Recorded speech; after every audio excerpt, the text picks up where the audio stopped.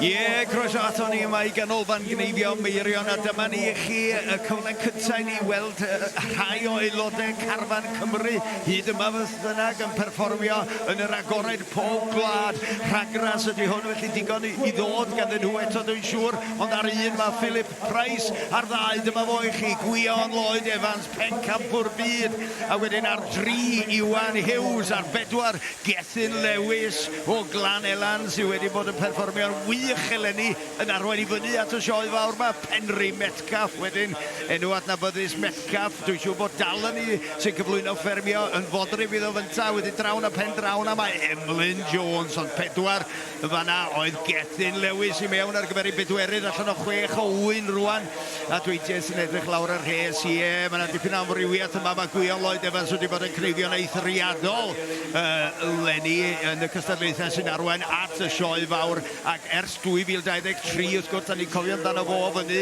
yn y sioe'r ucheldir yn yr Alban yn tod yn bencampwr byd, a cyfaint o farter oedd o yn ei fynegu fanna fod yn cynrychioli Cymru. Iwan Hughes oedd hwnna, ond ar 5 wedyn Penri Metcalf yn cleifiwr taclus dros ben, rhaid i beidio anghofio amdano fo, ac dyna fo i chi fanna cipolwg wedyn. Chydig bach o draffaeth gan Gwion o fan hyn, weithiau mae cyflymdra'n gallu arwain at ryw litriad bach gan yr wyn, ond digon o amser ganddo fo i adennill y sefyllfa ar 2. 4 fanna wedyn ydi Gethin Lewis.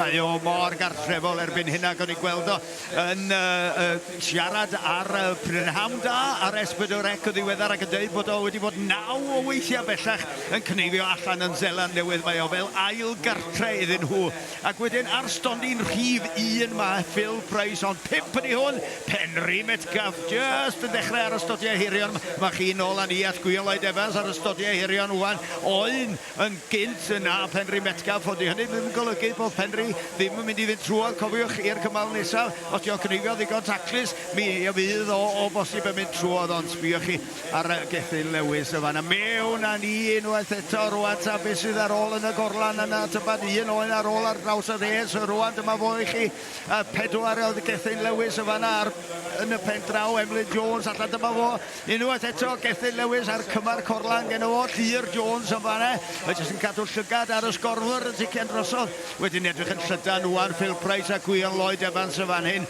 gyda Gwion yn mynd ar y tansail o fanna, stodiau hirion wedyn yn y cefndir gan Iwan Hughes yn tancneifiwr cyflym dros ben, dal ar ei 5 oen. 6 allan rwan gen Phil Price a Gwion Lloyd Evans a Gethin Lewis, yr lleill ar 5, felly dyma ni stodiau hirion ar 6 sydd gan Emlyn Jones, y gogleddwr ma fan hyn rwan.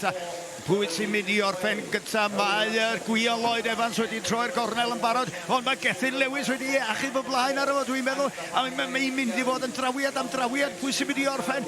Mae'n mynd i fod yn anodd iawn penderfynu, ond Gethin Lewis yn mynd â hi o eiliad fach. Gethin Lewis felly yn curo Gwion Lloyd Evans i orffen yr ornest yna dipyn o gythral cystadlu rhwng y ddau yna, dwi'n siŵr.